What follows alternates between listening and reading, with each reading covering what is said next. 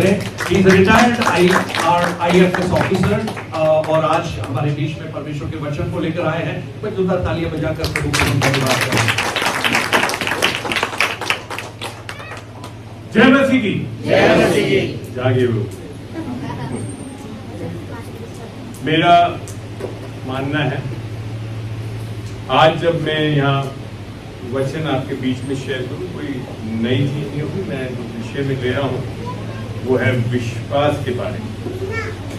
मैं चाहूँगा अभी मैं मेरी पत्नी बीना बुलाऊंगा, मैं प्रार्थना के साथ इस सभा को शुरू करेंगे जब हम वचन शेयर कर रहे हैं। और आप निस्संदेह आज बहुत लाभान्वित होंगे। कृपया करके अगर आप पेन और कॉपीज रखे हुए हैं तो इन वचनों को जरूर नोट करें। मोती है, आप मान के चलो। और आपको लगा विश्वास है क्या, ये तो हम तो जानते हैं, हम तो विश्वासी। और आप निस्संदेह बहुत नई चीजें सीखें। आमीन।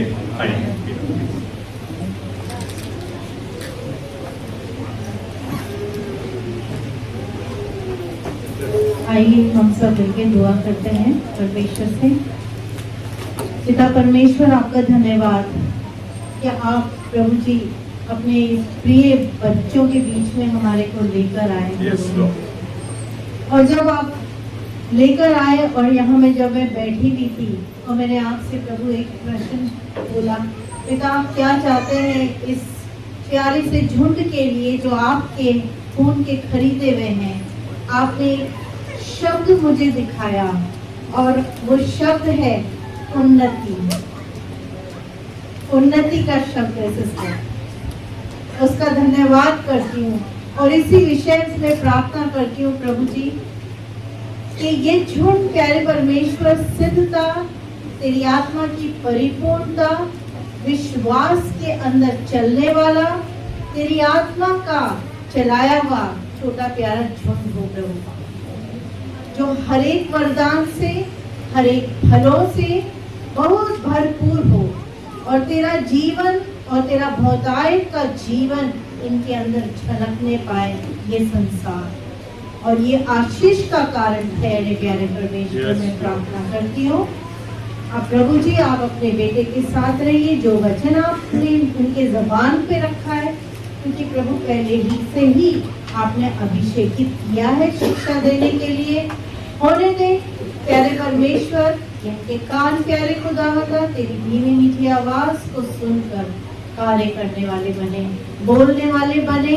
और प्यारे परमेश्वर, तेरा प्यारा वचन जो है, जो कि प्यारे परमेश्वर हमारा नींव है, वो आग है, वो पिता जीवन है प्यारे परमेश्वर। वो भरपूरी का जीवन में एक एक जन के हृदय के अंदर गहराई से बसने पाए और एक एक वचन के द्वारा प्रकाशन पाए प्यारे खुदावंदा।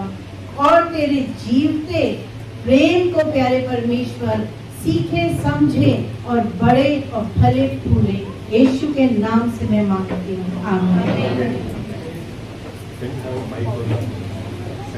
बीना को कोई एक माइक दे देंगे आप, तो वचन मैं चाहूंगा ये बोलेंगे।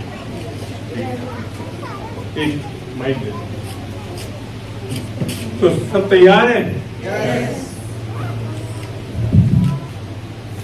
बाइबल का सबसे इम्पोर्टेंट इशू क्या है? सबसे इम्पोर्टेंट इशू को बता सकता है? सही बोले थे वचन? जी बिल्कुल, क्योंकि परमेश्वर का राज्य बिना वचन के नहीं चलता।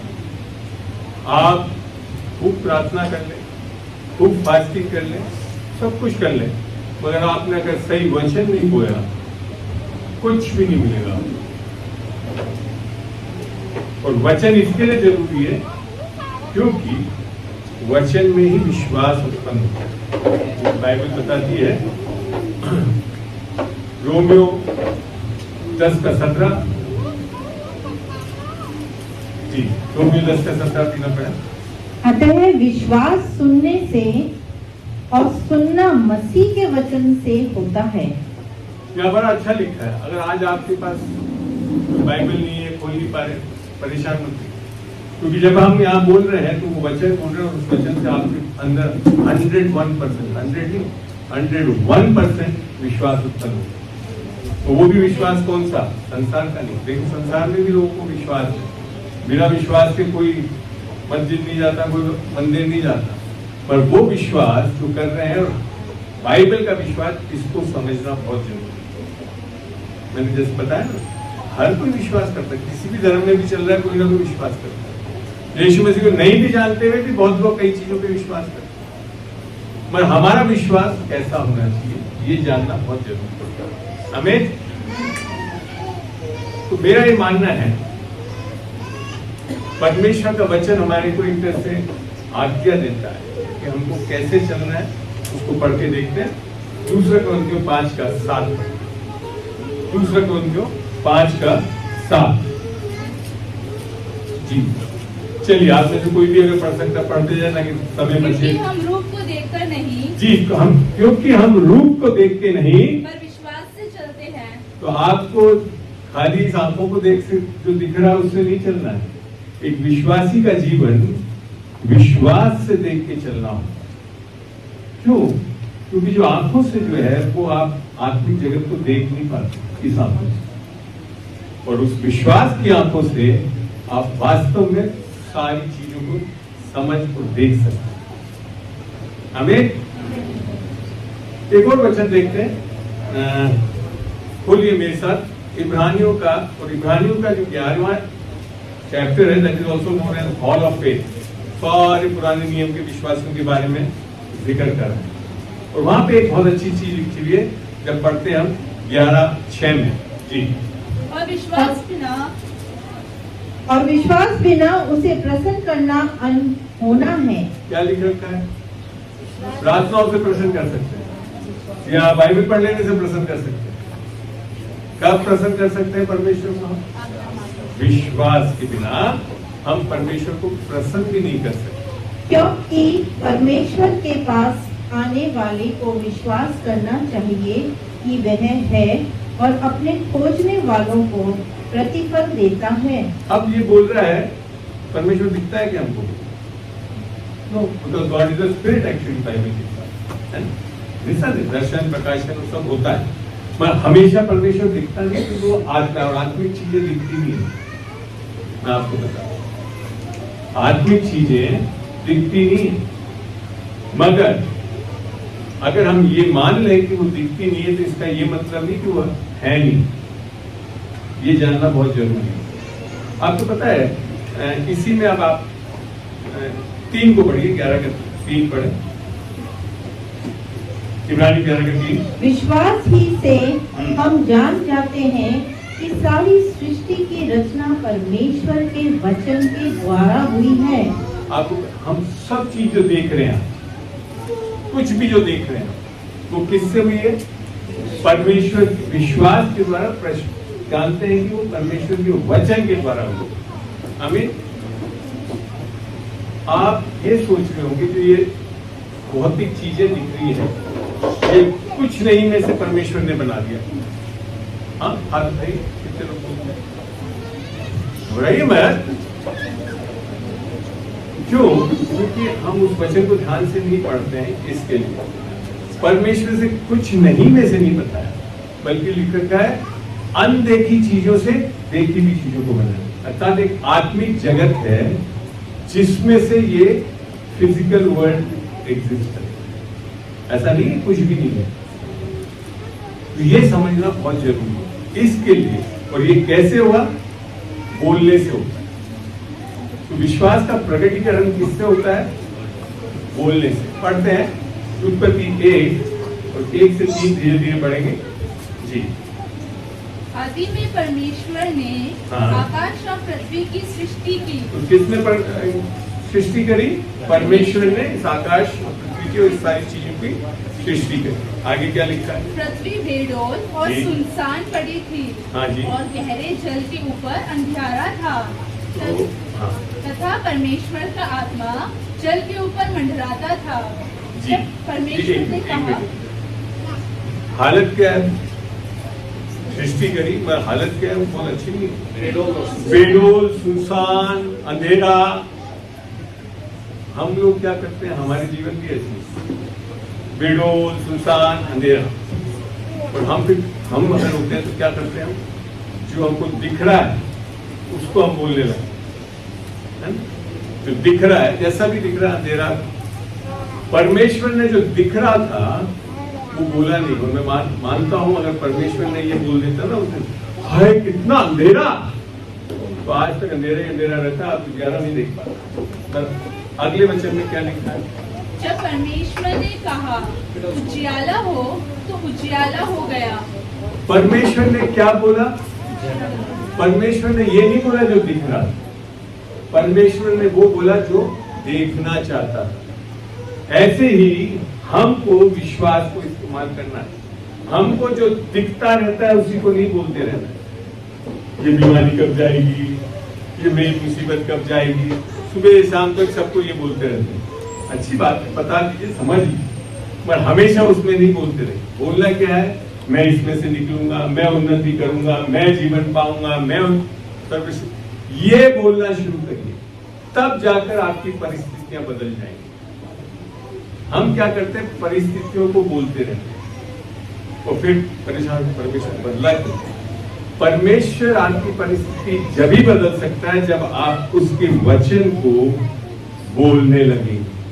हमें ये सीख अगर आपने नहीं सीखी है तो आप आगे आने वाले दिनों में हमें करके देखो। जो भी परिस्थिति, घबराइए नहीं, वो हमेशा नहीं रह सकती। जैसे दवाइयों की एक्सपायरी डेट होती है ना, ऐसे आपकी परिस्थितियों की भी एक एक्सपायरी डेट है, मगर वो एक्सपायरी डेट आप सुनिश्चित करें।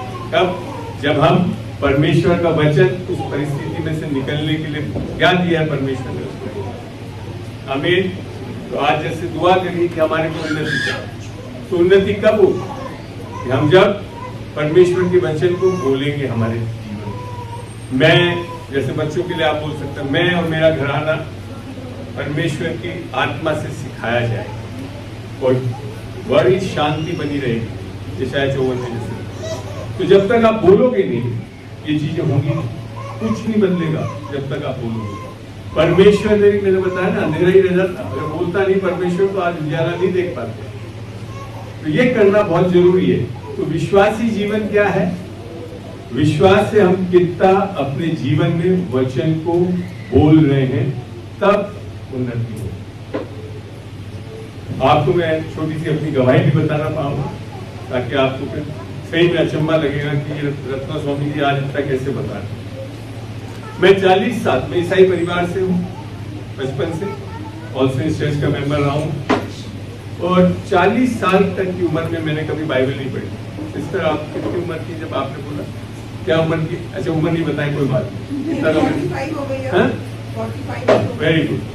40 साल तक मैंने बाइबल कभी नहीं पढ़ी। मेरे को अपने घर में कॉटेज मीटिंग होने का तो मेरे को अपने बड़े बेटे अमन के पास बैठना पड़ता था, क्योंकि वो संडे स्कूल था और इसके लिए बाइबल खोल लेता था। मैं आपको बता दूं 1998 तक मेरे को ये भी नहीं पता था कि पुराना नियम क्या और नया नियम नहीं पता था। पढ़ेंगे। वैसे संसार की समझ में मैं बहुत अच्छा पढ़ा लिखा था। स्कूलिंग में डबल प्रमोशन 2 बार लिया हुआ हूँ, बीएससी का सिल्वर मेडलिस्ट हूँ, एमएससी का 2nd पोजीशन होल्डर हूँ राजस्थान यूनिवर्सिटी का, और उसके बाद मैंने ऑल इंडिया सर्विस में इंडियन फॉरेस्ट सर्विस का एग्जाम दिया जिसमें 12th पोजीशन रही है मेरी। मगर जब परमेश्वर में आया तो परमेश्वर ने बात, तेरा ये ज्ञान मेरी मूर्खता के समान है। आप पढ़ के देखेंगे पंक्तियों में है भी। देखो हर चीज का एक स्केल होता है, ऐसी मनुष्य के ज्ञान का भी एक स्केल है, एक तो बुद्धूपन और एक बहुत ज्ञानवान। ऐसी परमेश्वर का भी ज्ञान का जरूर स्केल होगा। एक तो उसकी मूर्खता टाइप जबकि है नहीं, और एक उसका बहुत ज्ञान। परमेश्वर का वचन बोलता है मेरी मूर्खता सारी बुद्धिमानी जो है ना ये आपके संसार के ज्ञान से बढ़कर। तो मेरे को परमेश्वर ने सबसे पहले कहा कि तू अगर बुद्धू बन जाएगा ना तब तो तेरे को ज्ञानवान बनाओगे, क्योंकि जो ज्ञान परमेश्वर देता है उसी से आप विश्वास में चल सकते हैं। विश्वास निर्भर करता है किस पे? कि आपको कितना सही ज्ञान है। अगर सही ज्ञान नहीं है आपको तो सही विश्वास भी नहीं रहेगा। ध्यान देना, सही ज्ञान नहीं हो तो विश्वास भी नहीं रहेगा, तो इसके लिए आपको बहुत जरूरी है, सांसारिक ज्ञान से विश्वास नहीं आता। परमेश्वर की ज्ञान कहाँ पे छुपा है? जो आपके हाथ में ये पुस्तक है। अगर मेरे को बड़ा दुख होता है, कई बार मैं पूछता हूँ लोगों से, अच्छा प्रभु को जान गए? हाँ 10 साल से जानते। मैंने कहा बाइबल पढ़ ली? नहीं, थोड़े बहुत पढ़ ली। मैंने कहा फिर तो जानते भी। सही बता, क्योंकि बाइबल बताती है यूहन्ना में आदि में वचन था, वचन परमेश्वर के साथ था, वचन परमेश्वर तो वो देदारी हुआ। अब आप बोल रहे हो यीशु मसीह को जानता हूं, अर्थात यीशु मसीह को अगर आपने अंदर अपने हृदय में ग्रहण कर लिया है तो वो आकर के सो रहा है क्या आपके? क्योंकि वो तो है ही पूरा वचन, और आप अभी वचन में गए नहीं। मैं ऐसा व्यक्ति जो 40 साल की उम्र तक बाइबल नहीं पढ़ा था, जैसे यीशु मसीह को ग्रहण करा मैं वचन के लिए जैसे कहते हैं पागल हो गया, पागल। और 3 महीने के अंदर बच्चों की बाइबल आती है, बीएसआई की बाइबल है आप लोगों के पास? किसी के पास बाइबल सोसाइटी ऑफ इंडिया की चिल्ड्रंस बाइबल, उसको मैंने पूरा पढ़ लिया 3 महीने के अंदर। क्योंकि अगर आप यीशु मसीह को पाए हुए हैं, ऐसा हो ही नहीं सकता कि आप वचन में नहीं जाए। ठीक है, मान के चलिए अगर आप सही में बोल रहे हैं, आपने यीशु को ग्रहण करा है, तो आप वचन के लिए भूखे हो जाएंगे। अगर मेरे पास सुबह दिनाकर अंकल की एक मैगजीन आती थी ना पोस्ट से, तो शाम तक मैं उसको पढ़ लेता था। ऐसा दीवाना हो गया। क्यों? क्योंकि सही उन्नति वचन से। अगर आप वचन में नहीं गए हो तो आपको अपनी परमेश्वर की योजना तक तो नहीं समझ पाओ। सही कहता हूं? पढ़ के देखते हैं वचन से। पढ़े रोमियो 12 का 2। रोमियो 12 का 2। इस संसार के सदृश्य ना बनो। देखो, आप जब तक प्रभु में नहीं है, आप कहाँ पे हो? संसार में। तो यहाँ वचन बोला अब आपको वैसे ही नहीं रहना है। संसार के सदस्य नहीं है कि वही उठ के सुबह न्यूज़पेपर पढ़ रहे हैं, फोन देख रहे हैं, ये नहीं करते रहना है। अब क्या बोल रहा है? परंतु तुम्हारे मन के नए माइक से ये तो हटा दो, वैसी आवाज अच्छी है जी। तुम्हारे मन के नए हो जाने से तुम्हारा चाल चलन भी बदलता जाए। आपका चाल चलन कब बदलेगा? जब आपका ये मन किससे नया हो जाएगा? वचनों से नया हो जाएगा, अन्यथा कुछ नहीं होगा। यीशु मसीह को ग्रहण कर लिया, वचन पढ़ना नहीं है, नया करना नहीं है मन में, फिर मेरी परिस्थितियां बदल क्यों नहीं है, मेरा चीजें बदल क्यों नहीं है? क्योंकि आप अपना मन नया नहीं कर, क्योंकि आगे यही लिखा है, पढ़ते हैं आगे। जिससे तुम परमेश्वर जिससे, जब आप की चाल चलन बदल जाएगा, उससे तुम परमेश्वर की भली और भावती और सिद्ध इच्छा अनुभव से मालूम करते रहो। कब मालूम करोगे कि परमेश्वर की क्या योजना है?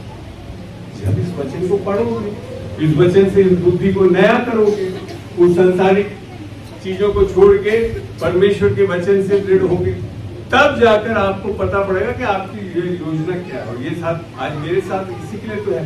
40 साल की उम्र में इस परमेश्वर को जाना, वचन से मनों को नया करा। अब मेरे को सही में पता पड़ा कि मैं खाली IFS नहीं, उससे भी बढ़कर इन फादर सर्विस IFS के लिए चुना गया था।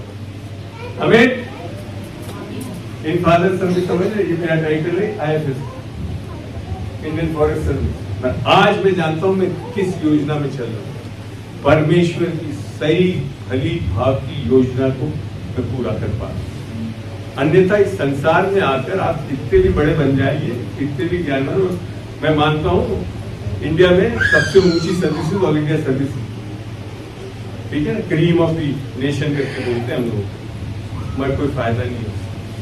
क्योंकि मेरे को जब पता पड़ा इस सत्य को, तब पता पड़ा कि मैं बहुत अच्छा पापी नरक की ओर जा रहा हूं। समझ गए? तो बहुत अच्छा था। मैंने कहा ना, मैंने कभी दारू नहीं की, सिगरेट नहीं पी, सब कुछ नहीं करा था। सांसारिक होते हुए भी मैं बहुत अच्छा व्यक्ति रहा हूं, पर तब भी क्या था, एक बहुत अच्छा पापी नरक की ओर जा रहा था। तब समझ में आया कि मेरे को किसकी जरूरत है? उद्धार करता है। एक्चुअली में क्या हो जाता है, विश्वास इसके लिए नहीं समझ पाते हम लोग सही में कि हम कहीं ना किसी धर्म में चले गए, चाहे वो ईसाई धर्म हो, हिंदू धर्म हो और कोई भी धर्म हो। आपको पता मेन क्रक्स ऑफ धर्म क्या है, बताता हूँ, समझिए उसको। मेन धर्म क्या बताता है कि आप पाप करना बंद करें, समझ में, पाप करना बंद करें, अच्छे काम करें, विश्वास लाएं, पवित्र बने, क्योंकि परमेश्वर से आप जुड़ सकेंगे। नहीं सही है? मानते हो सब? सही है? सही है? सही है? बहुत जोर से बोलिए यस। गलत है, इससे परमेश्वर से जुड़ नहीं सकते, क्योंकि जब ऐसा कर रहे हैं हम, तो उद्धारकर्ता कौन है हमारे लिए? नहीं भाई, उद्धारकर्ता फिर यीशु मसीह नहीं है, आप स्वयं अपने उद्धारकर्ता बन गए। आप पाप करना बंद कर रहे हैं, आप सही करना चाहते हैं, आप विश्वास लाना चाहते हैं, आप पवित्र बनना चाहते हैं, ताकि असंभव है। बाइबल बताती है कोई भी परमेश्वर के सामने अपने कार्यों के कारण धर्मी नहीं ठहर सकता। तो फिर करना क्या है?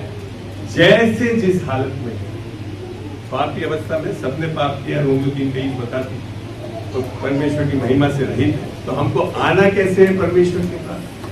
जैसे हम जिस स्थिति में उसमें यीशु के पास आना है और विश्वास करना है कि वह मेरे पापों के लिए मारा गया, वह मेरे पापों के लिए मर के गाड़ा गया और तीसरे दिन वह मेरे लिए जी उठा, ताकि मैं उसके साथ रिश्ता पा सकूं। आपको पता है धर्म की सबसे बड़ी प्रॉब्लम है, वही है कारण जिसके कारण लोग उद्धार नहीं पाते। परमेश्वर ने आपको धर्म में चलने के लिए नहीं बुलाया है ना, परमेश्वर ने आपको रिश्ते में चलने के लिए बुलाया, और रिश्ता कर्मों से नहीं हो सकता, आपके धर्म के कामों से नहीं हो सकता, वो केवल और केवल विश्वास से होता है। इस चीज को समझे। तो विश्वास भी क्या, ये नहीं कि यीशु मसीह प्रभु निस्संदेह, बाइबल भी बताती, पढ़ के देखते हैं याकूब 2:10, 2:19। तुझे विश्वास है, तुझे विश्वास है कि एक ही परमेश्वर है, एक ही परमेश्वर, तू अच्छा करता है। अच्छा है। सब लोग आप में से कोई ऐसा करता है? बिल्कुल ये विश्वास करते हो कि परमेश्वर एक ही, यीशु परमेश्वर ने मानते हैं ना। आगे क्या लिखा है? दुष्ट आत्मा भी विश्वास रखते, दुष्ट आत्मा भी विश्वास रखते और थरथराते हैं। आप तो थरथराते भी हो। क्या फर्क हुआ फिर दुष्ट आत्मा के विश्वास में और एक विश्वासी के विश्वास?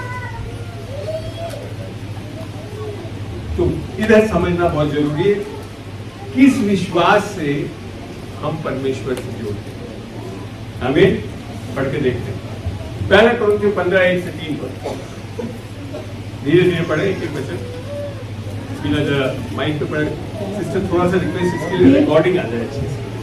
Okay, thank you. हे भाइयों, हाँ, अब मैं तुम्हें वही सुसमाचार बताता हूँ जो पहले सुना चुका हूँ। पौलुस यहाँ बता रहा है कि वचन बताता ही नहीं है, सुसमाचार बताता हूँ। तो मैं कई बार जब प्रश्न पूछता हूँ सुसमाचार के, तो सीधा बोल देते लोग पर वचन। निस्संदेह वचन में सुसमाचार है, मगर सारा वचन सुसमाचार नहीं है, ये समझ लेना जरूरी है।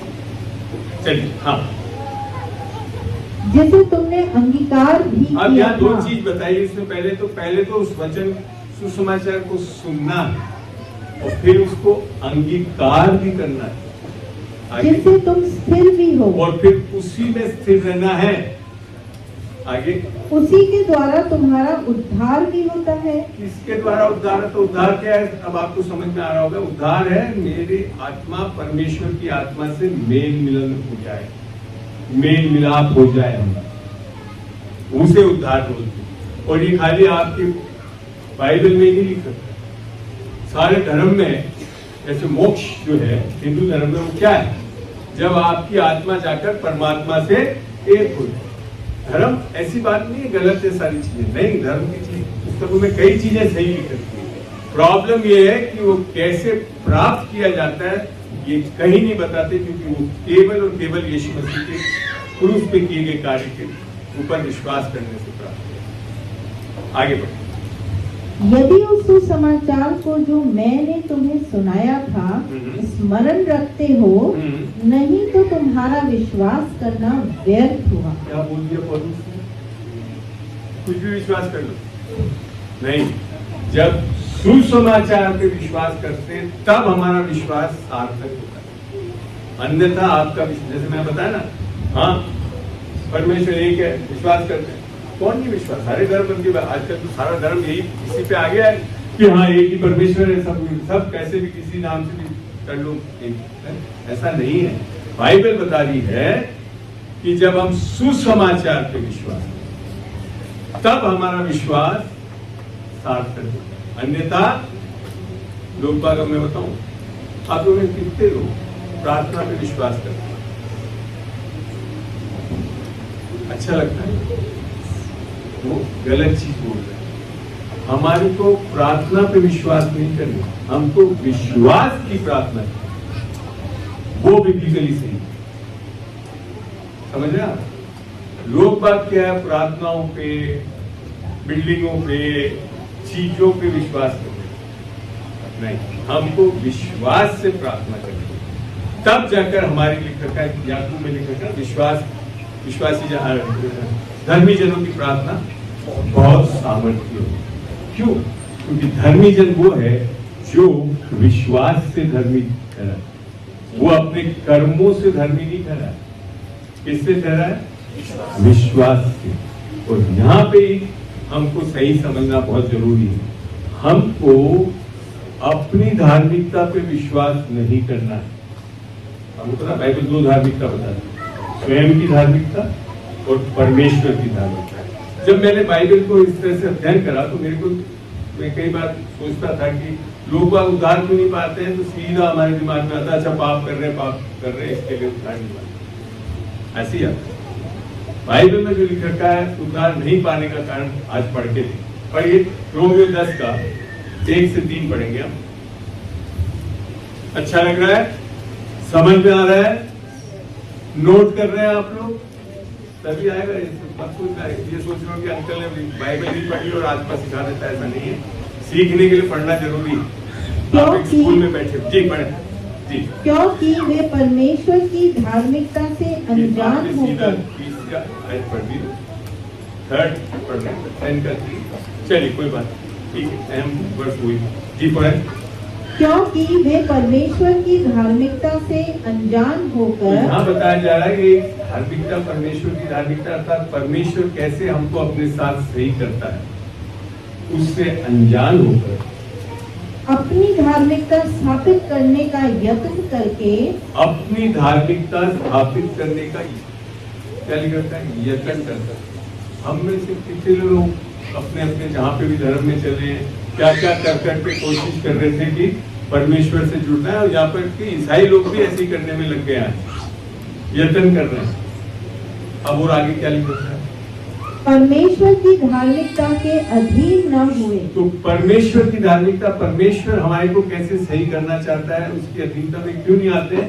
क्योंकि हम स्वयं की धार्मिकता स्थापित करने का यत्न करते हैं। पाप की बात ही नहीं कहा, अच्छे कर्म करने के कारण भी आप परमेश्वर से जुड़ नहीं सकते। ये बताओ अंकल क्या बोल दिया? वचन पर आधारित है। तीतुस 2 का 4 से पढ़े। तीतुस 2 का 4।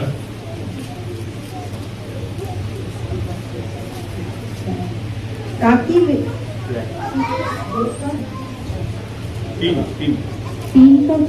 3 का 3 या 4 से पढ़े जी। 3 का 3। क्योंकि हम भी पहले निर्बुद्धि और आज्ञा न मानने वाले और भ्रम में पड़े हुए और विभिन्न प्रकार की अभिलाषाओं और सुख विलास के दासत्व में थे और बैर भाव और दहा करने में जीवन व्यतीत करते थे और घृणित थे और एक दूसरे से बैर रखते थे।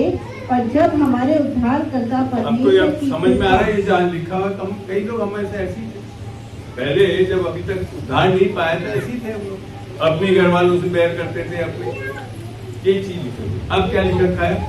पर जब हमारे उद्धारकर्ता परमेश्वर की कृपा और मनुष्यों पर उसका प्रेम प्रकट हुआ तो उसने हमारा उद्धार किया, हमारा उद्धार किया, और यह धर्म के कामों के कारण नहीं। इसके कारण नहीं है, धर्म के कामों से। ये नहीं लिखा गया, पापों के कारण नहीं लिखा, वहां लिखा धर्म के जो काम कर रहे थे उससे नहीं। कहने का अर्थ यह है कि हमने अगर ये सोच लिया कि हम अब बाइबल पढ़ने लग गए, चर्च आने, इसका ये मतलब नहीं कि मना कर रहा हूँ मैं, आज जो भी चीज सिखा रहा हूँ पूरी बाइबल से सिखा रहा हूँ। समझ आनी चाहिए कि हमारे कुछ अच्छे काम को कि ये भी धर्म के काम के समान ही।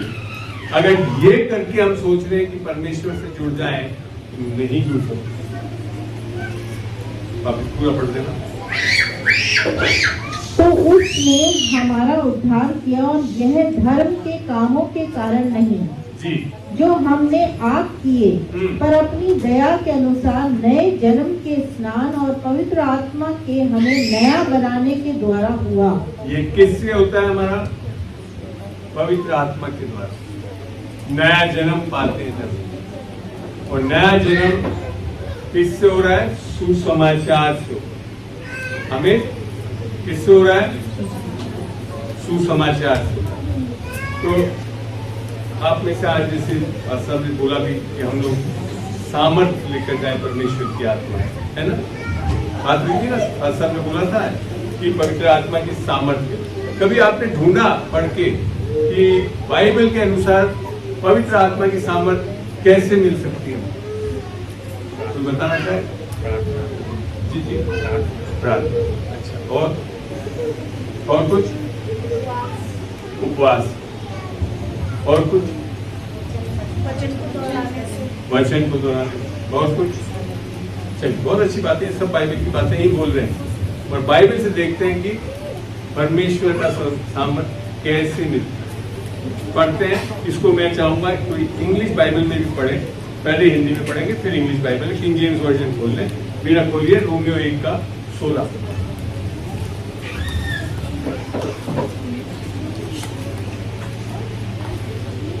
Romeo 1:16। For I am not ashamed of the gospel of Christ, for it is the power of God unto salvation to everyone who believes. Brother ने इंग्लिश, पास्टर ने इंग्लिश में पढ़ दिया। यहाँ लिखा है for I am not, Hindi में लिखा क्योंकि मैं सुसमाचार से नहीं लज्जाता। और सुसमाचार जैसे मैंने आपको बताया है, सुसमाचार क्या है? ये पौलुस ने समझाया कि यीशु मसीह हमारे पापों के लिए मारा गया, गाड़ा गया और तीसरे दिन जी उठा। शायद हमने उसको पूरा नहीं पढ़ा तो पहले उनके 15 में थे, तीसरी आयत में यही लिखा था, तीसरी और चौथी। तो सुसमाचार लिमिटेड है, सुसमाचार पूरा वचन नहीं है। सुसमाचार ये है कि यीशु मसीह हमारे पापों के लिए मारा गया, गाड़ा गया और तीसरे दिन जी उठा। तो यहाँ पे जब पौलुस इसको समझा रहा है तो यही चीज बोल रहा है, for I am not ashamed of the gospel of Christ, क्योंकि मैं सुसमाचार से नहीं लज्जाता, इसलिए कि वे हर एक काम करने वालों के लिए नहीं लिखा, प्रार्थनाएं करने वालों के लिए नहीं लिखा, विश्वास करने वालों के लिए, पहले यहूदी फिर यूनानी, उद्धार के निमित्त परमेश्वर की सामर्थ। इसका ये नहीं कह रहा हूं कि प्रार्थना नहीं करना चाहिए, सब चीज सही है, पर हमको बाइबल को हमेशा कंटेक्स्ट में पढ़ना चाहिए कि किस चीज से मिल रहा है, कैसे हो रहा है, किसके लिए लिखा है। नहीं तो हम कई बार कंफ्यूज हो जाते हैं। और ऑल ड्यू रिगार्ड, विश्वासी के बीच में जब मैं बात करता हूँ सीधा कूद पढ़ते हैं प्रार्थना। प्रार्थना निस्संदेह अच्छी चीज है, बाइबल की चीज है। यीशु मसीह प्रार्थना करता था और यीशु मसीह तो मैं कहता हूँ बड़ा समझ आ गई थी उसको। प्रार्थना उसके लिए क्या थी? पिता से बातचीत करना। विशेषकर अगर आप सही में उद्धार पाए हुए हैं तो प्रार्थना में आपको, और आज शायद ने बोला भी था कि बातचीत करना है। हम खाली अपनी लिस्टें बताते रहते हैं, वो प्रार्थना नहीं है। कर सकते हो लिस्ट बता सकते हो, पर बातचीत है, उसके बारे में सुनना भी। तो चीज यहाँ पे आई है। तो इंग्लिश में मैंने इसके लिए बोला था क्योंकि इंग्लिश में आर्टिकल डी यूज करा जाता है, जो आपके मेरे हिसाब से बाकी लैंग्वेजेस में नहीं। तो इंग्लिश के लिए अब मैं वापस पढ़ रहा हूँ। और I am not ashamed of the gospel, that means बहुत सारे कोई सुसमाचार नहीं, एक ही सुसमाचार, और वो भी किसका है? Of Christ. लोगों ने आजकल बहुत सुसमाचार बना दिया, यहाँ तक कि क्रिश्चियनिटी में भी आ गया कि गॉस्पेल ऑफ क्या है, उन्नति वाला क्या बोलते हैं, Prosperity. प्रॉस्पेरिटी, ये सब नहीं है ऐसा कुछ। निस्संदेह जब गॉस्पेल ऑफ क्राइस्ट को ले लोगे तो प्रॉस्पर हो जाओगे, ये सत्य है। But there is nothing like gospel of prosperity in the Bible. Amen. It is the gospel of Christ. यीशु मसीह का सुसमाचार, और वहीं से विश्वास आता है, ये चीज बोल रहा है। और it is the power of God. इसके अलावा कोई तरीका नहीं है परमेश्वर की सामर्थ्य को लेने का। वो पावर ऑफ गॉड क्या है?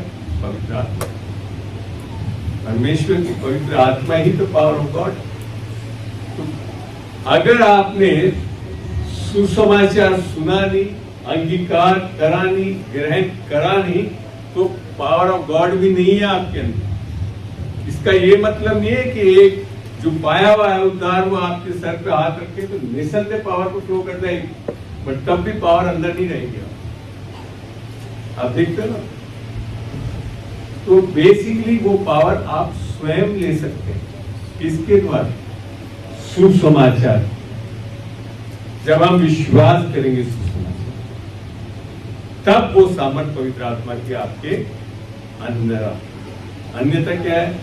आप हो सकते हैं जीसस के पीछे परस्यू करने लग गए हैं, सब है, बट तब भी आप उस सामर्थ को पाए हुए नहीं। और एक ऐसा विश्वासी जो पाया हुआ है, वो जब आपके ऊपर हाथ रख के करे तो आप स्पिरिट ऑफ गॉड के सामर्थ्य स्लेन हो सकते हैं, सब कुछ हो सकते हैं, तब भी उद्धार नहीं पाए हुए हो सकते हैं। क्योंकि उद्धार स्लेन होने से नहीं होता। उद्धार कब होता है? जब आप मुख से सुसमाचार को सुनते, पहले तो सुनते हैं और उसको अंगीकार करते हैं और उसी में फिर रहते हैं, तब होता है। देखते हैं इसके लिए इफिसियों 1 का 12 और 13 पढ़ते हैं। इफिसियों 1 का 12 और 13 पढ़ते हैं कि हम जिन्होंने पहले से मसीह पर आशा रखी थी, उसकी महिमा की स्तुति के कारण हो, और उसी में तुम पर भी जब तुमने सत्य का वचन जब सुना, तुमने सत्य का वचन सुना, जो तुम्हारा उद्धार का सुसमाचार है, सुसमाचार है, और जिस पर तुमने विश्वास किया, प्रतिज्ञा किए हुए पवित्र आत्मा की छाप लगी, तब जाकर आपके ऊपर छाप लगी, अन्यथा नहीं लगती। ठीक है, आई बात समझ में? कोई सवाल यहाँ तक पूछना चाहते हैं आप?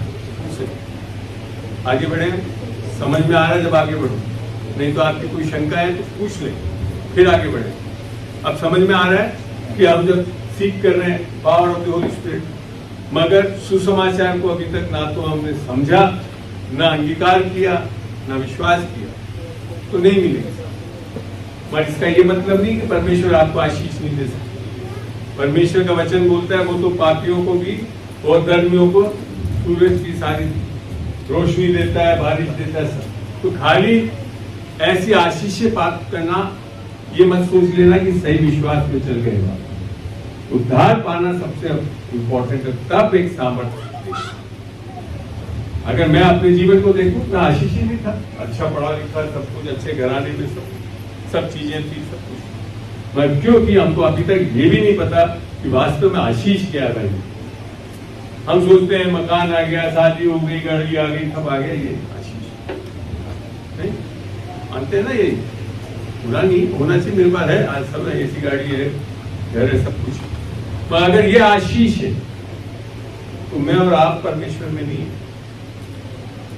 अंबानी, रिलायंस, टाटा, ये लोग हैं आपसे हमसे बहुत ज्यादा। आशीष क्या है बाइबल में जब समझेंगे वो विश्वास से समझ सकते हैं। पढ़ते हैं नीति वचन 10 का 22। नीति वचन 10 का 22 जी, प्रोवर्ब्स 10:22। सही है ना? धन यहोवा की आशीष से मिलता है। क्या लिख रखा है यहाँ पे? धन, एक धन यहोवा की आशीष से मिलते हैं। ध्यान, एक मिनट, इसको ध्यान से पढ़ें। धन यहोवा की आशीष से मिलता है, माने धन आशीष नहीं है। यहोवा की आशीष से धन मिलता है। समझ में आ रही बात आप? हम लोग ने क्या बना लिया कि ये सारी चीजें आ गए तो हम आशीषित। गलत है। मैंने तो बताया ना, फिर तो वो लोग आशीषित है। और फिर उसके आगे क्या लिखा है? और वे उसके साथ दुख नहीं मिलाता। अब समझ में आ रहा है? तू अंबानी और तू, आपको पता फोर्ड, जिसने फोर्ड गाड़ी बनाई थी, सबसे धनवान व्यक्ति रहा है उस टाइम। मगर क्या थी उसकी आशीष? सुबह बार्ली का पानी पी लो, दोपहर को बार्ली का पानी पी लो, शाम को बार्ली का पानी पी लो। आशीष नहीं, दुख है वो। मैं आपको एक चीज बताऊं, मैं आज अंबानी से अमीर हूं। क्यों? समझे इसको, लॉजिक समझे। अगर रिलायंस से जितना लोन का मनी दिया गया है वसूल लेना, कटोरा लेकर रोड पे आ जाएगा। मेरे ऊपर एक पैसा लोन नहीं। Who is better? Who is better? समझ रहे हैं आप? देखिए, आपको मैं बताऊं, लॉजिकली भी आप लोग, अपन लोग कई बार नहीं समझते हैं कि हम धनवान कौन है। व्यक्ति धनवान वो नहीं है जो लेकर के चला गया वहां पे और करोड़ों का बिजनेस करता है। वो सब कंगाल है। आज अगर वसूल कर दिया जाए ना तो कुछ नहीं बचेगा उनके पास। पर मेरे पास से सरकार एक पैसा नहीं ले सकती क्योंकि मैंने एक पैसा लोन नहीं लिया। ये बस अब समझ में आ रहा है आपको कि परमेश्वर की आशीष से हमें धन मिलता है और धन आशीष नहीं। विश्वास से इस परमेश्वर को ग्रहण किया जाता है और जब ये परमेश्वर आपके अंदर हो तो आशीषित हो गया। आज की तारीख में भाग्यशाली और धनवान किसको मानते हैं हम लोग? यहाँ खोला कोड, क्रेडिट कार्ड और क्या एटीएम कार्ड और सारे कार्ड और बैंक बैलेंस, इधर ऑडी खड़ी हुई है, इधर कौन कौन कॉर्पोरेट से हो है? कोई कॉर्पोरेट से यही मानते हैं ना? बाइबल से दिखाओ धनवान कौन है, भाग्यवान कौन? पढ़ते हैं जेनेसिस 39:1। और ये व्यक्ति क्यों धनवान है? क्योंकि ये इस बाइबल के परमेश्वर पे विश्वास करने वाला जन है। देखते हैं, पढ़ें 39:1 से उत्पत्ति। हाँ, ये आपको परिस्थिति बताता हूँ। ये यूसुफ के बारे में लिखा जा रहा है। यूसुफ के भाइयों ने उसको बेच दिया है? और घर में ले आकर उसके कपड़े को खून से सन के बता दिए बाप को कि वो तो जंगली जानवर ने उसको चल मार दिया। अब वो उन मिस्र के देश में जा रहा है जो लोगों ने उसको खरीदा है उनके भाइयों से, और वो स्थिति बता रहे हैं। जब यूसुफ मिस्र में पहुंचाया गया, हाँ। तब पौतीफर नामक एक मिस्री ने, जो फिरौन और का हाकिम और अंगरक्षकों का प्रधान था, उसको इश्माइलियों के साथ हाथ से जो उसे वहां ले गए थे मोल लिया। यूसुफ की हालत क्या है इस टाइम में? पूर्ण रूप से नंगा है, एक भी चीज नहीं है उसके पास। ठीक है ना? अब आगे क्या लिखा है? यूसुफ अपने मिस्री स्वामी के घर में रहता था और यहोवा उसके संग था, इसलिए वह भाग्यवान पुरुष हो गया। क्या बोल रहे हो आप? नंगा, कुछ नहीं, और कह रहा भाग्यवान पुरुष था। एक्चुअली इसको अगर इंग्लिश में पढ़ोगे तो बड़ा अच्छा समझ में आएगा। पढ़े इंग्लिश में। The Lord was with Joseph. The Lord was with Joseph. And he became a successful man. And he became a Successful man. not भाग्य उसके पास कपड़े भी नहीं थे, कुछ नहीं था। मगर क्या लिखा है? He became a Lord was with Joseph and he became a successful man. Successful man. हमारा क्या है सक्सेस? कितना बैंक अकाउंट है, कितना बड़ा घर है, कितनी बड़ी गाड़ी है, इसको देखिए। सॉरी, आप तब भी कंगाल हो सकते हैं, जैसे मैंने उदाहरण बताई थी। भाग्यशाली कौन होता है? जो इस बाइबल के परमेश्वर के अपने पास। आगे पढ़ते हैं इसी को। हिंदी में पढ़ लेते हैं, क्योंकि ज्यादातर आपके यहाँ पे हिंदी स्पीकिंग है। यूसुफ अपने मिस्री स्वामी के घर में रहता था और यहोवा उसके संग था, इसलिए वह भाग्यवान पुरुष हो गया। आगे। और यूसुफ के स्वामी ने देखा कि यहोवा उसके संग रहता है। ये यूसुफ का स्वामी कब से परमेश्वर की बाइबल ना पढ़ा हुआ था, ना कुछ पढ़ा हुआ था, पर उसको दिख गया कि परमेश्वर का बाइबल कौन है, भगवान कौन है, परमेश्वर कौन है। क्या आपके जीवन से ऐसा लोग बात जान पा रहे हैं कि आपको देख के यीशु मसीह को जान जाए? तब है भाग्यशाली लोग। और जो काम वह करता है उसको यहोवा उसके हाथ से सफल कर देता है। कौन सफल करता है? कौन सफल करता है?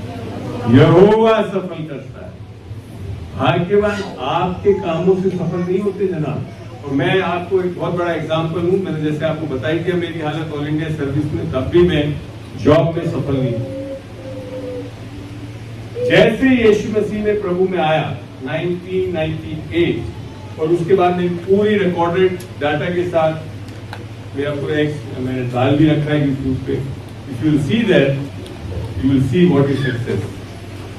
मैं उदाहरण के तौर पे उसके बाद में पहली बार member secretary pollution control board Rajasthan में मेंबर सेक्रेटरी की पोस्ट पे आया, जो कि बेसिकली सारे इंडस्ट्रीज को कंसेंट होते। उस संस्था का रेवेन्यू उस टाइम में जब मैंने ज्वाइन करा था 1.5 करोड़ भी नहीं था, 1.49 करोड़, उससे ज्यादा कभी गया नहीं। मैंने कोई मॉनिटरिंग नहीं करी, कुछ नहीं करी। कुछ कारण से हमको पब्लिक अकाउंट कमेटी में जाना पड़ा दिल्ली में, मेरे को चीफ सेक्रेटरी इंद्रजीत खन्ना को साहब को। वहां जाकर मेरे को इंद्रजीत खन्ना साहब ने वहां दिसंबर या जनवरी की बात वहां बोला कि चार तुम अपना रेवेन्यू मंगवाओ, अभी तक क्या है, क्योंकि financial last financial year generally revenues अपन गवर्नमेंट में फाइनेंशियल ईयर हिसाब से लिख रहे थे, यानी अभी का आंकड़ा मंगाओ क्या है। तो मैंने फैक्स करके मंगाया, तो मेरे पास एक पर्ची आ गई 4.45 करोड़। मेरे को खुद को ही डाउट हो गया, मैंने कहा इस बोर्ड का कभी रेवेन्यू 1.5 भी नहीं पहुंचा है, और ये 4.5 करोड़। मैंने अकाउंट्स ऑफिसर को फिर फोन लगाया, मैंने कहा यार तुमने अभी भेजा है तो नशे वशे में तो नहीं है। और सुबह पूरा चेक करके साइन करके भेजना है स्टेटमेंट, क्योंकि हमको पेश करना पड़ेगा अकाउंट्स कमेटी में ऑन बिहाफ, चीफ सेक्रेटरी पेश करेगा उसको। कहीं गलती हो गई ना तो मैं तो गया। And next morning also it came the same sign. ये है परमेश्वर की आशीष। खाली आप आशीषित नहीं होंगे, आपकी संस्थाएं जहां पे आप काम कर रहे हो वो भी आशीष है। ये एक बार नहीं हुआ है, कई बार हुआ है। जब मैं सीसीएफ डेवलपमेंट की पोस्ट पे रहा, जो प्लांटेशन का काम देखा, that is only record time जब 2 बार 1,95,000 हेक्टेयर प्लांटेशन हुआ राजस्थान में। उसके पहले कभी नहीं हुआ, उसके बाद में भी नहीं कभी हुआ। These are all recorded facts. जैसे यीशु के लिए लिखा ना, उसके साथ परमेश्वर काम करता है, ऐसा हो गया।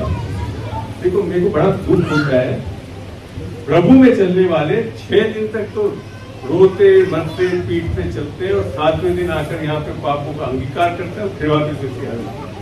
That's not the life of Christ. ये परमेश्वर की इच्छा या आपके लिए, क्योंकि बाइबल में बता रखा परमेश्वर की योजना तो आपकी उन्नति के लिए, नाश होने के लिए है ही नहीं। यिर्मयाह 29:11 कैसे हो सकता है? क्यों? क्योंकि हमको पता नहीं है हम किसने। ये सब तो कौन करता है? शैतान करता है, जो चुराने, नाश करने, घात लगाने। और जब तक यीशु को, फिर यीशु मसीह वहां बोलता है, ये यूहन्ना 10:10 बता रहा हूँ, तो ये कहता है मैं आया इसी के लिए ताकि तुम जीवन पाओ और भरपूरी का जीवन पाओ। जब मेरे को ये सब चीजें बाइबल में से जब प्रकाशन होने लगा आत्मा से, मेरे को मैं ऐसा जीवन क्यों जो मेरे लिए है ही नहीं। और क्यों नहीं है? क्योंकि अभी तक विश्वास नहीं आया था। अब विश्वास वचन से आया, वचन से कार्य करता है। एक और उदाहरण बताता हूँ जिससे और आपको क्लियर हो जाएगा। मैं फॉरेस्ट डिपार्टमेंट के पीसी से वर्किंग प्लान फॉरेस्ट सेटलमेंट की पोस्ट पे आया, काफी ऊंची पोस्ट है, जो पूरा रेवेन्यू देखती है फॉरेस्ट डिपार्टमेंट। उस टाइम तक जब से हमारा डिपार्टमेंट इंस्टीट्यूट हुआ था और जब तक मैं आया था, उस टाइम तक इसका रेवेन्यू मैक्सिमम 45 करोड़ आया हुआ था forest department Rajasthan total revenue. मैंने ज्वाइन करा, मेरे नीचे सबऑर्डिनेट ऑफिसर्स भी थे, मैंने उनको बुलाकर पूछा भाई इस बार क्या एस्टिमेट कर दो, बहुत खींच लिया तो 50 करोड़ हो जाए। शराब it will be double, 1 crore से ऊपर होगा, 100 करोड़ से ऊपर। असंभव है सर, जब से डिपार्टमेंट बना आज तक 45 हुआ, अभी आप कौन सा जादू छड़ी घुमा देंगे तो 100 करोड़ हो जाएगा। मैंने कहा ये आगे से बोलना बंद कर दो, जो मैंने बोला है उसको बोलना शुरू करो। आप बता दो, अविश्वासी भी जब बोलता है ना उससे दूसरी चीजें हो जाती हैं। एनीहाउ मैं और बिना हमें तेंदुपत्ता ये सब पहले नीलामी होती है, उसके लिए गए उदयपुर में होती, वहां जाकर मैं तो रेस्ट हाउस में आराम से बैठा हुआ था। And this officer comes, total जब रेवेन्यू उसने कैलकुलेट करके बताया और उस साल का भी जब टोटल रेवेन्यू हमने देखा, इट वाज 105 करोड़। कितना था? यू नो, आप अगर यीशु मसीह में कितना बड़ा आशीष हो सकते हैं, कितनी बड़ी आशीष हो, आपके लिए नहीं, लोगों के लिए आशीष, संस्थाओं के लिए आशीष करो। ये है यीशु मसीह का जीवन। और वो किससे संभव है? केवल विश्वास से। क्योंकि यीशु मसीह ने बोला ये नहीं कि सब कुछ कर लोगे तो संभव। क्या लिखा था मरकुस 9:23 पढ़ते हैं? प्रिंसिपल समझिए इस विश्वास, बाइबल का विश्वास। अभी और थोड़ा सा आगे बताऊंगा मैं।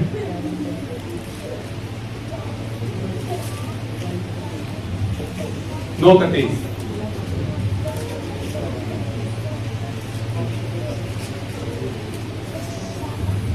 पढ़े जल्दी से। यीशु ने उससे कहा, यदि तू कर सकता है, यह क्या बात है, विश्वास करने वाले के लिए सब कुछ हो सकता है। क्या लिखा है आपने?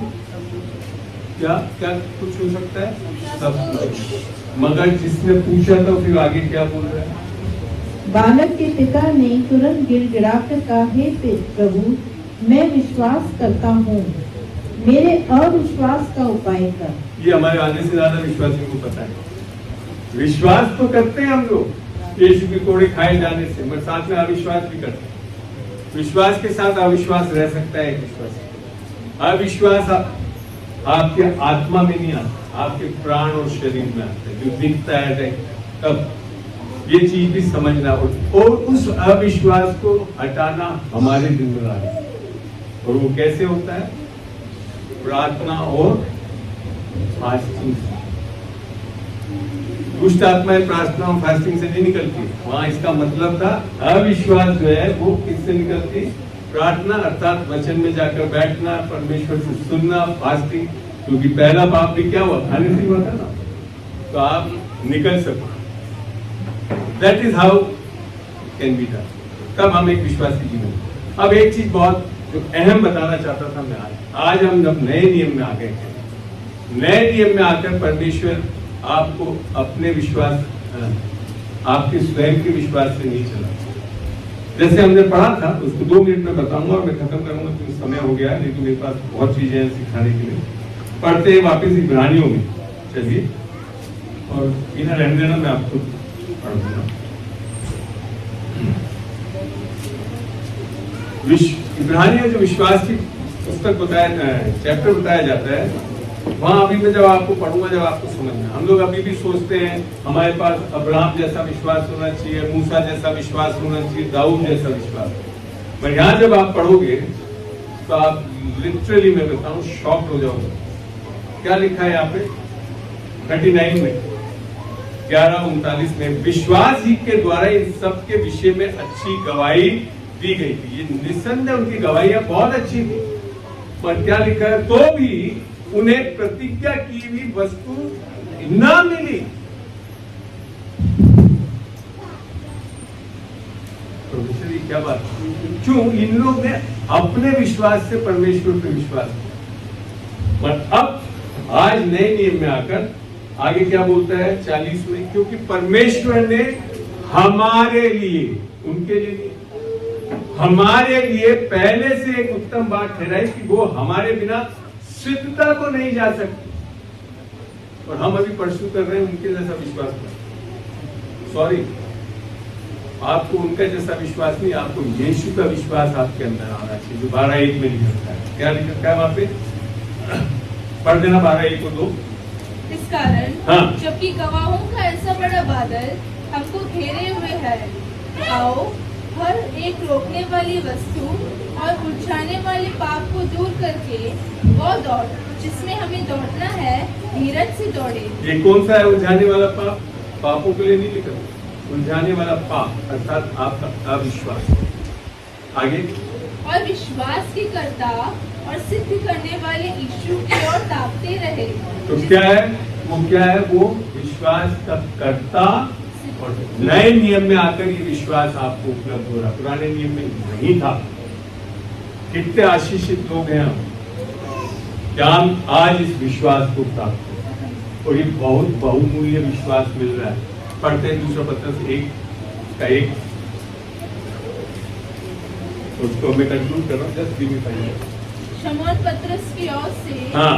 जो यीशु मसीह का दास और प्रेरित है, हाँ। उन लोगों के नाम जिन्होंने हमारे परमेश्वर और उद्धारकर्ता यीशु मसीह की धार्मिकता द्वारा, किसके द्वारा? यीशु मसीह की धार्मिकता। अर्थात जब आप उद्धार पा रहे हो तो आगे द्वारा हमारे समान बहुमूल्य विश्वास हमारे प्राप्त किया। समान बहुमूल्य विश्वास दान ही प्राप्त किया। प्राप्त किया। ये दान है, ये विश्वास कमा नहीं सकते आप। हम अभी भी क्या है, बहुत लोग अपने विश्वास से विश्वास करने की कोशिश ही कर रहे हैं। नए वचन, नए नियम में आकर परमेश्वर आपके विश्वास से नहीं चलाना चाहता, वो स्वयं आपको एनेबल कर रहा है विश्वास देकर, जो कि उसका स्वयं का विश्वास है। हमें उस विश्वास से चलेंगे तो वो राई का दाने का विश्वास भी पहाड़ों को खिलाता है। उस विश्वास से आप बड़े आराम से बोलेंगे और चीजें बदल जाती है, क्योंकि वो किसका विश्वास है? That is the tested faith of Jesus Christ. उसका परखता भी नहीं परमेश्वर को देता है, वो दान में देता है। यीशु में लिखा है तुम्हारा उद्धार विश्वास से और किससे? अनुग्रह से हुआ है, वो भी तुम्हारी ओर से नहीं परंतु परमेश्वर का दान है। आत्माओं के फलों में लिखा है, फल क्या है? आत्मा में विश्वास का फल है, वो कमाया नहीं गया, वो हमारे अंदर दिया गया है जब हम यीशु मसीह को अपना उद्धारकर्ता ग्रहण करते हैं। हमको उस विश्वास से नए नियम में चलना है, तब जाकर आप जो अक्सर हम लोग एक दिन तो यहाँ है विश्वास में, दूसरे दिन यहाँ है, ऐसा नहीं होगा। वहां पे वो स्थिरता रहेगी। और ये जब मैंने जाना, आज मैं परिस्थिति से, आज आप कब संसार को जीत सकते हैं? Last verse and I close. पढ़ना तो पढ़ देना इसको। पहला यूहन्ना 1 से 5 पढ़ेंगे और हम इसको समाप्त करेंगे इससे। पहला यूहन्ना पहला यूहन्ना का 5 का 5। पहला यूहन्ना 5 का 1 से 5। First John chapter 5। जिसका यह विश्वास है जी, कि यीशु ही मसीह है, वह परमेश्वर से उत्पन्न हुआ है, नया जन्म कब हो रहा है हमारा? जब हम यीशु पे विश्वास करते हैं। आगे और जो कोई उत्पन्न करने वाले से प्रेम रखता है। चलिए इसको शॉर्ट करते, नीचे आ जाइए आप। संसार पर 4, हाँ कहाँ से पढ़ रहे भैया? बस 4 का कौन सा नहीं? 4 के 4 से, 5 के 4 से पढ़े। क्योंकि जो कुछ परमेश्वर से उत्पन्न हुआ है वह संसार पर जय प्राप्त करता कौन है। जय प्राप्त करता है? परमेश्वर से उत्पन्न। अर्थात जो नया जन्म प्राप्त कर लिया, जिसने उद्धार पा लिया, वो किसके प्राप्त जय प्राप्त करता है? संसार से। हम लोग की हालत क्या है विश्वासियों की? संसार से भी हारे रहे। नहीं बोल रहा हूँ, मैं भी था। आगे, और वह विजय जिससे संसार पर जय प्राप्त होती है हमारा विश्वास है। हमारी प्रार्थना है प्रार्थना ऐसा नहीं लिखा, केवल और केवल लिखा था हमारा विश्वास है। आगे, संसार पर जय पाने वाला कौन है? केवल वह केवल शब्द समझ तो मेरे उसके साथ में कुछ जोड़ा नहीं जा सकता। केवल वो जिसका यह विश्वास है कि यीशु परमेश्वर का पुत्र है। यू नो, आप क्या विश्वास को लेकर चल रहे हैं? इससे संसार की सारी परिस्थितियों में जय पा सकते हैं। हालेलुया। सारी परिस्थिति, चाहे कोई बीमारी हो, चाहे घटी हो, कमी हो, सब कुछ। और इस विश्वास को प्राप्त करना बहुत जरूरी है, और वो और कोई नहीं है। यीशु मसीह स्वयं परमेश्वर का विश्वास है, वो विश्वास की आत्मा है जो देना चाहता है। वो हम उद्धार में प्राप्त कर सकते हैं, सामर्थ को प्राप्त कर सकते हैं, तब विश्वास में। मेरा जीवन बहुत बदल गया। मैं आज धर्म में नहीं चलता, आज मैं विश्वास से चलता हूँ। और ये जो आज कर रहा हूँ सेविकाई, वो भी उसी के कारण है, क्योंकि मैं संपूर्ण रीति से विश्वास करता हूँ परमेश्वर मेरे को चला सकता है, लास्ट वर्ष पढ़ेंगे तो आपको समझ में आ जाए। अगर आप बाइबल में किसी के बारे में लिख रखा है कॉपी करना, पहले तो बोला अगर चलना है तो हमको यीशु मसीह जैसे चलना है। पहला कुरिन्थियों 10:11-1 में लिखा था अन्यथा पौलुस के जैसे चलना चाहिए। यूहन्ना के लिए नहीं लिखा था, पतरस के लिए नहीं लिखा। क्यों? पौलुस को सही बोध हुआ था कैसे चलना है। लास्ट वर्ष में पढ़ दे जी। गलतियों 2:20। आशा करता हूँ प्रकाशन आपको मिल रहा होगा। हमें मैं मसीह के साथ क्रूस पर चढ़ाया गया हूँ। पौलुस तो था क्रूस पे जब यीशु मसीह चढ़ाया जा रहा था, पौलुस था क्या उसके आसपास? कैसे हो सकता है? क्योंकि ये भी समझते नहीं है। बेसिकली परमेश्वर समय सीमा में नहीं है, वो समय के बाहर है। इसके लिए यीशु मसीह का जो काम किया गया था वो समय से बाधित नहीं है, वो आज भी लागू। तो ये जिस दिन यीशु मसीह क्रूस पे चढ़ा गया था, पौलुस भी चढ़ा, आप भी चढ़े, हम सब चढ़ चुके हैं वहां। आगे क्या लिखा है? अब मैं जीवित ना रहा, अब मैं जीवित ना रहा, पर मसीह मुझ में जीवित है। ये है मसीहत।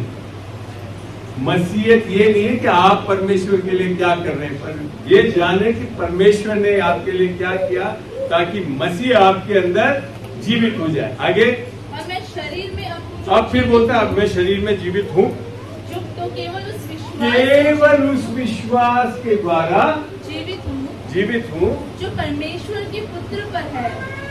आमीन। और फिर आगे क्या लिखा है? जो मुझसे प्रेम करता है और मेरे लिए मारा गया था सुसमाचार। और ये अगर इंग्लिश में पढ़ोगे वहां लिखा था I now live by the faith of Jesus Christ not my faith. पढ़ लेना इंग्लिश में। That is where you have to come and live. विश्वासी जीवन आपको अपने विश्वास से नहीं जीना, परमेश्वर को विश्वास को प्राप्त करके जीना, तब जाकर एक सामर्थ्य विश्वास से चले।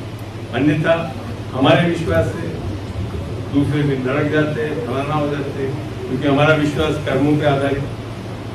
परमेश्वर का विश्वास यीशु मसीह ने जो किया उस पर। आमीन। मैं आशा करता हूँ आप लोगों को अच्छा लगा होगा। मैं छोटी सी दुआ से समाप्त करता हूँ। प्रभु तेरा धन्यवाद देता हूँ उस छोटी सी छूट के लिए। और जब ये आज विश्वास के संबंध में जो सिखाया गया है, ये बीज 100 गुना फल इनके जीवन में है। इसे ये ग्रहण करें, विश्वास सच्चा है। धन्यवाद देता हूँ, आशीष बोलता हूँ इनको खुदावंद यीशु के नाम से। विश्वास विशेषकर मैं धन्यवाद देता हूँ खुदावंद पास्टर राजकुमार और कलीसिया के लिए, जिन्होंने आज ये मौका दिया कि हम यहाँ पे आकर इस वचन की सेविकाई कर सके, ताकि हम जो आशीष तुमने हमें दिया, मुझे दिया खुदावंद, उसको हम उससे आशीषित कर सकें। यीशु के नाम से मांगता हूं। आमीन। Amen. Praise the Lord. Thank you, Pastor. God bless you. Faith, विश्वास। आपको विश्वास है?